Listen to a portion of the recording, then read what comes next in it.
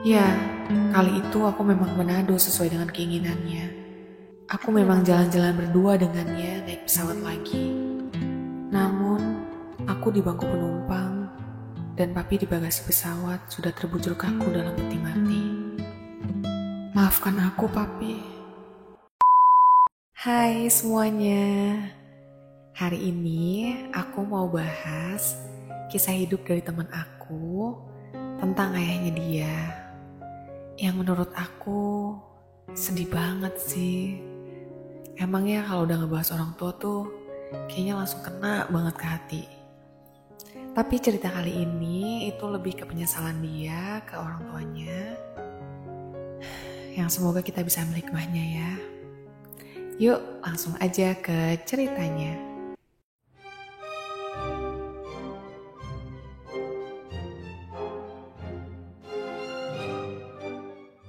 Ketika Mami bertemu dengan Papi, keduanya sudah memiliki anak dari pernikahan pertama mereka dengan pasangannya masing-masing. Mereka hanya ingin menikah untuk bisa hidup bersama, tanpa berniat untuk memiliki anak lagi.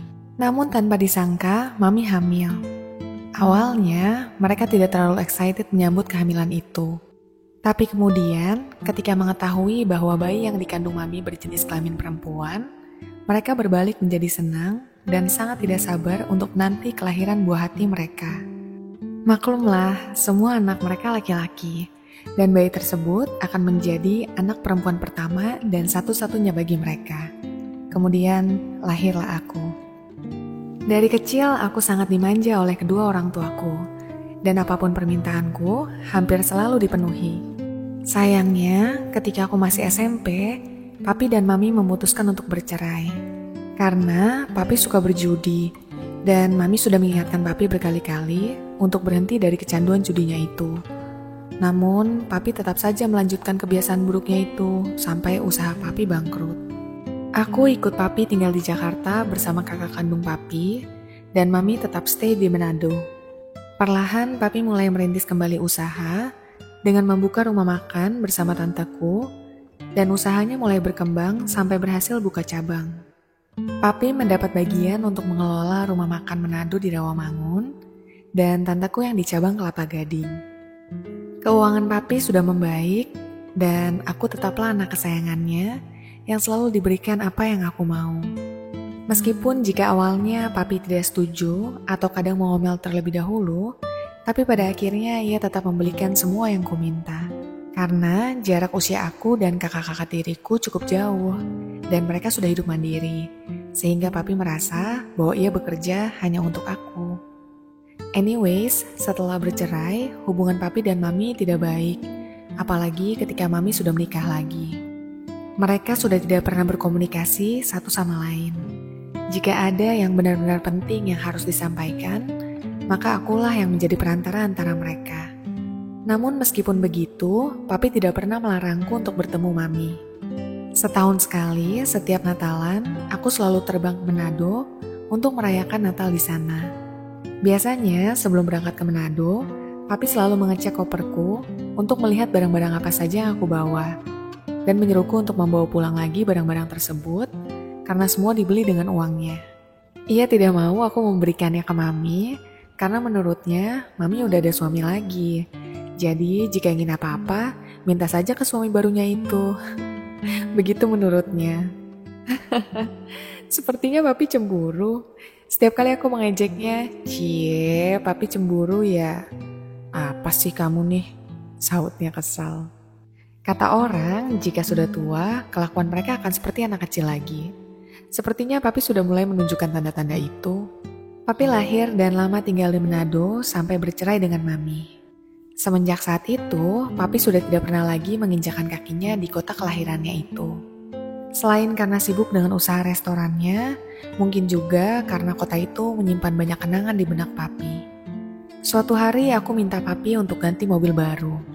Sebenarnya saat itu aku sudah bekerja, namun gaji bulananku setiap bulan hanya habis untuk biaya hidup dan hedonku sehari-hari. Karena aku terbilang boros. Setiap aku kehabisan uang, aku selalu menggampangkan, minta aja sama Papi. Begitulah mental bobrokku yang sebenarnya sudah tak pantas lagi aku bersikap seperti itu. Pagi itu aku mengobrol santai dengan papi. Tiba-tiba papi bilang dia kangen mau ke Manado. Aku terdiam seakan tidak percaya dengan apa yang aku dengar. Lagi-lagi aku mengejek papi. Papi mau Natalan sama mami. Kukira ia akan merespon dengan kesal seperti yang selalu ia lakukan jika aku meledeknya. Iya, jawabnya serius. Ini papi beneran? Tanyaku tak percaya. Iya, tegasnya. Tapi Ade minta ganti mobil baru, mau ke Manado juga. Gak bisa semua maunya mau Ade. Kamu pilih mau ganti mobil baru atau mau ke Manado. Ah, papi, ya udah ganti mobil dulu. Ke Manadonya nanti tahun depan aja. Oke, jawabnya singkat seakan sudah tahu betul anaknya. Kalau udah maunya, ya kekeh maunya. Oh iya, suami mami sudah meninggal beberapa tahun lalu. Mungkin itu kenapa pada akhirnya papi mau bertemu mami lagi untuk menjalin silaturahmi. Beberapa hari kemudian, papi menghampiriku dan berkata, "Dek, papi kangen deh pengen jalan-jalan ke Singapura. Udah lama banget ya kita nggak jalan-jalan berdua. Ke Singapura yuk, Dek." Tentu saja aku bersemangat papi mau mengajakku jalan-jalan ke Singapura. Walaupun dalam hati kecilku, tumben banget papi mau ninggalin resto. Setiap hari ia selalu jaga resto tanpa libur. Biasanya libur kerja aja gak pernah. Tapi kemudian papi melanjutkan omongannya. Kamu mau ke Singapura jalan-jalan berdua sama papi, atau tetap kamu mau ganti mobil baru? Kalau kamu mau tetap ganti mobil, ya udah gak apa-apa, jalan-jalannya kapan-kapan aja. Kedua kalinya tawuran papi aku tolak dan aku tetap memilih mau ganti mobil baru. Papi memberikan aku uang untuk ganti mobil dan sebagai gantinya aku tidak jadi ke Manado ataupun ke Singapura bersamanya. Ah, gak apa-apa, masih ada tahun depan, pikirku. Beberapa minggu kemudian ketika aku sedang di kantor, aku mendapat telepon yang mengabarkan bahwa papi masuk ICU. Papi memang sudah lama menderita diabetes dan ia rajin check up setiap bulan. Tapi masuk ICU? Gak mungkin. Mendapat kabar itu, aku langsung bergegas ke rumah sakit naik motor, menerobos kemacetan. Hari itu hujan deras, aku sudah tidak peduli lagi. Di pikiranku hanya bagaimana caranya aku bisa sampai cepat di rumah sakit. Sampai di sana bajuku basah kuyup. Namun mau bagaimana lagi, aku tetap masuk ruang ICU. Di situ sudah banyak keluargaku berkumpul. Aku mematung seakan tidak percaya dengan apa yang aku lihat. Papi sudah tak sadarkan diri lagi. Kalau memang ini waktunya papi harus pergi, kenapa semendadak ini? Gak ada pesan terakhir untukku. Jadi kemarin papi minta mau jalan-jalan berdua dengan aku, karena itu seharusnya jadi hari jalan-jalan terakhir kita. Ah, seandainya aku tahu, seandainya waktu bisa diputar, aku akan lebih memilih ke Manado supaya papi bisa bertemu mami. Aku kira masih ada tahun depan. Aku menangis sejadi-jadinya di kamar mandi karena aku dipenuhi penyesalan yang teramat dalam. Betapa egoisnya aku. Seandainya saja aku tahu bahwa itu ternyata pertanda dari papi. Aku keluar dari kamar mandi dan kulihat nafas papi sudah semakin pendek. Aku berbisik di kupingnya, meminta maaf atas kesalahan-kesalahanku. Dan terakhir ku bilang, pergi yang tenang ya Pi. Tak lama, papi menghembuskan nafas terakhirnya. Ya, kali itu aku memang Manado sesuai dengan keinginannya. Aku memang jalan-jalan berdua dengannya naik pesawat lagi. Namun, aku di bangku penumpang, dan papi di bagasi pesawat sudah terbujur kaku dalam peti mati. Maafkan aku, papi. Semenjak kepergian papi, hidupku hancur berantakan seperti kehilangan arah. Tak ada lagi sosok tempat aku pulang. Aku yang dibesarkan dengan manja dan selalu memperoleh apa yang aku inginkan, tiba-tiba harus menghadapi kerasnya dunia. Syok, sudah pasti. Aku sudah terbiasa hidup boros tanpa mengingat bahwa tidak ada lagi papi yang selalu siap mengcover semua pengeluaranku. Aku terlilit hutang di mana-mana. Pay letter, pinjol resmi di bawah OJK maupun yang tidak resmi, kartu kredit, semua cara aku lakukan untuk tetap memperoleh uang tambahan untuk memenuhi gaya hidupku. Semua barang berharga yang kupunya sudah habis terjual. Hingga titik di mana aku dikejar-kejar debt collector dan aku sudah tidak tahu lagi dari mana aku mesti memperbaiki hidupku.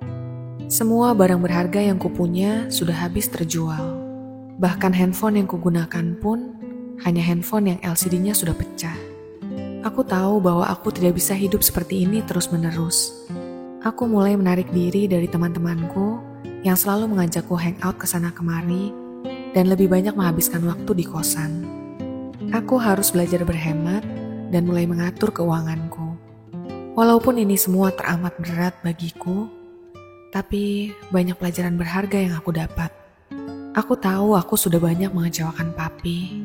Bahkan, aku belum sempat membahagiakannya selama masa hidupnya. Tapi setidaknya, aku tidak mau membuatnya bersedih jika papi melihatku dari atas sana. Meskipun masih tertatih, kini aku menyadari satu-satunya cara untuk bangkit adalah berdamai dengan keadaan dan membuka mataku bahwa aku bukan lagi aku yang dulu. Dan aku harus menjadi pribadi yang lebih baik lagi.